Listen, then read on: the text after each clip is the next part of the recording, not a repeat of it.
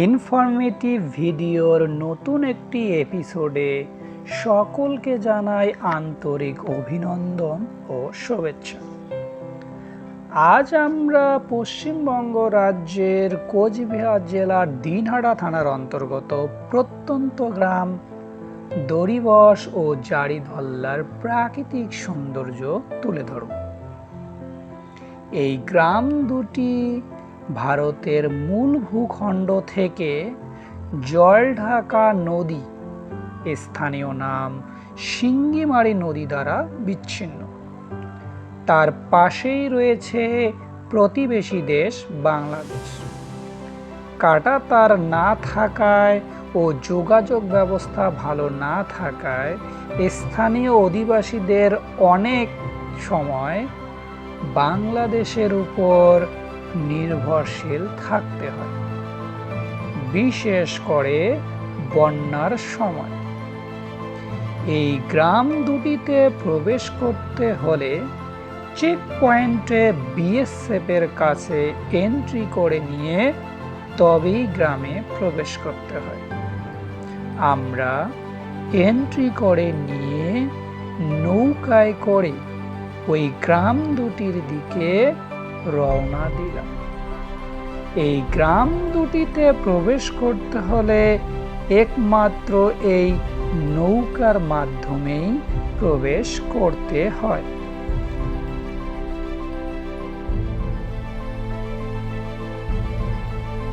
আমরা এখন নদী পার হলাম। এই নদী পার হয়ে নদীর তীর বরাবর গ্রামের পূর্ব দিকে রওনা দিলাম।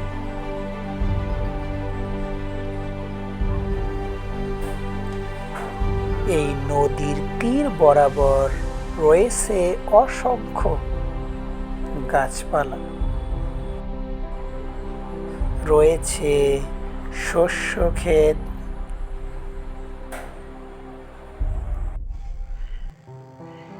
এবং বাড়িঘর।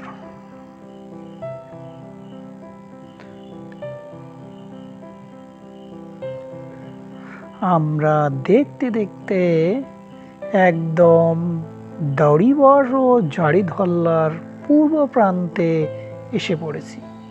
এখানে রয়েছে গ্রামের মাঝ দিয়ে প্রবাহিত নদী, সেটা হলো গিরিধারী। এই গিরিধারী নদী বলতে গেলে দড়িবশ ও জারিধল্লা গ্রাম দুটিকে পৃথক করেছে।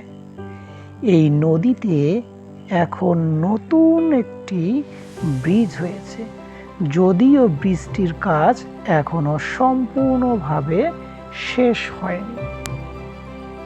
এখানকার অধিবাসীরা এই গিরিধারী নদীর দুই তীরে বিভিন্ন রকম শস্য উৎপাদন করে থাকে।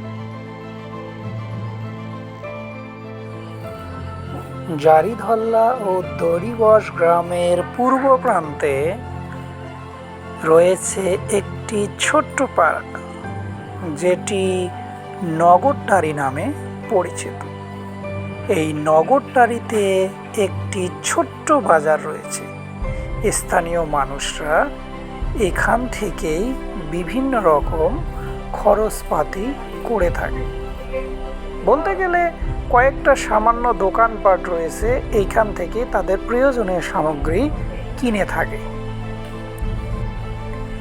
এই গ্রাম দুটিতে কোনো পাকা রাস্তা নেই, সামান্য কিছু ছোট ছোট গলি রয়েছে, তার মধ্যে দু একটি ঢালাই করা রাস্তা রয়েছে। তাছাড়া অধিকাংশই পথই হলো কাঁচা। এখানকার মানুষরা অধিকাংশই কৃষিজীবী, তারা কৃষিকাজের উপর সম্পূর্ণভাবে নির্ভরশীল। আমরা এখন যাচ্ছি গ্রামের পূর্ব প্রান্ত থেকে পশ্চিম প্রান্তে।